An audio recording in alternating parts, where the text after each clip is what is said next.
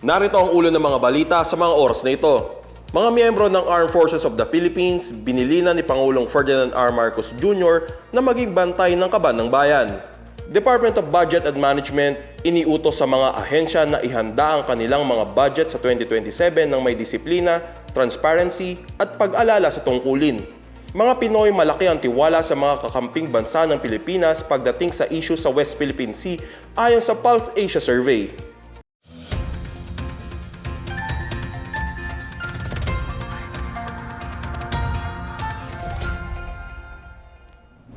Ako po si John Dalistan para sa PNA Headlines. Nagbilin si Pangulong Ferdinand R. Marcos Jr. sa sandatahan ng Pilipinas na maglingkod hindi lang bilang tagapagtanggol ng bansa kundi bantay ng kaban ng bayan. Sinabi ito ng Pangulo kasunod ng panunumpa ng mga opisyal ng Armed Forces of the Philippines or AFP sa isang seremonya ngayong Miyerkules sa Malacanang. Sa kanyang talumpati, ipinaalala ni Marcos ang kahalagahan ng pananagutan sa paggamit ng pera ng bayan, lalo ngayong kapipirma lang ng 2026 national budget.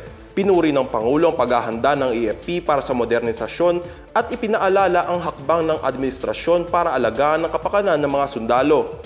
Ipinaalala rin niya ang mahalagang papel ng AFP sa pagprotekta sa karagatan ng bansa, pagtugon sa mga kalamidad, pangangalaga sa kapakayapaan at seguridad, at pagpapalakas sa ugnayang pangdepensa. Iniutos niya sa mga opisyal na tiyaking bawat piso mula sa bayan ay magagamit ng buo sa pag-unlad ng kapabilidad, paghahanda at integridad. Nanumpa sa harap ni Pangulong Marcos ang 38 bagong promote na general at flag officer ng AFP kasama ang isang graduate ng Foreign Pre-Commission Training Institutions. With the signing of the 2026 national budget, I reiterate the government's commitment to uphold the welfare of the women and men who protect our nation. This includes the updated base pay schedule, the increased subsistence allowance of our military and uniformed force personnel. More than your role as the protectors of our nation, you must also be among the faithful stewards who guard public resources. Be among those who ensure that every peso translates into capability, preparedness, and integrity. Nanawagan ng Department of Budget and Management or DBM sa mga ahensya ng gobyerno na tumutok sa disiplina, pag-alala sa tungkulin at transparency alinsunod sa mga reformang ipinapatupad ng Administrasyong Marcos. Sa budget call na pinirmahan ni Acting Secretary Rolando Toledo para sa 2027 National Budget, ipinaalala ng DBM na bubusisiin nito ang mga isusumite nilang budget proposal. Sinabi nito na layunin ng susunod na budget na ipagpatuloy ang inklusibo at sustainable na paglago ng ekonomiya, gayon din ang pagpapaunlad sa mga rehiyon at paghahanda sa mga pagbabago sa panahon. Magiging prioridad ng budget ang paggastos para sa infrastruktura, social services, mga apektado ng sakuna at serbisyo publiko. Titiyakin din na ang bawat gastusin ng gobyerno ay tugma sa pangangailangan ng mga lokalidad at mga pambansang prioridad. Bukod dito, tiniyak din ng gobyerno na may pagpapatuloy ang mga ipinapatupad nitong reforma sa ilalim ng Philippine Development Plan, Midterm Update 2023 to 2028 at alinsunod sa ambisyon natin 2040.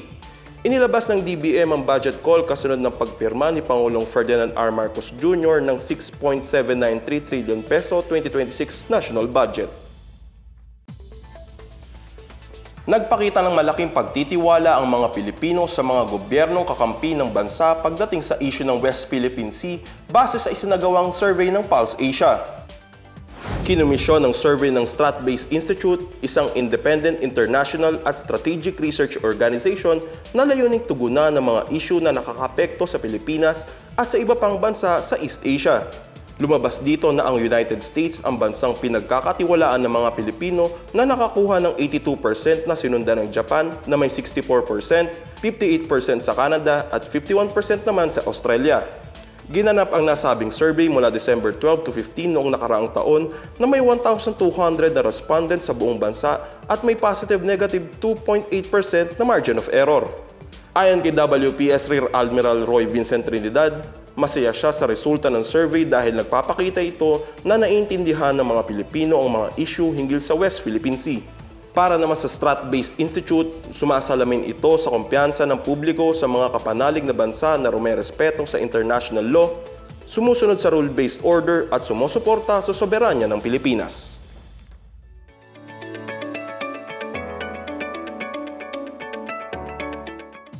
At sa balitang pangkalakalan, nakatutok ang bayan ng La Trinidad sa Benguet Province sa iba't ibang infrastructure projects na layuning palakasin ang pagbisita ng mga turista sa lugar.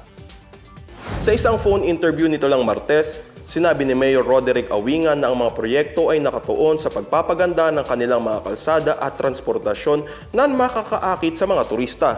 Naglaan din aniya sila ng pondo upang mapabuti ang akses sa Bayabas Falls bilang dagdag na atraksyon bukod sa flower gardens, vegetable trading post at ang kilalang strawberry farm sa Benguet State University.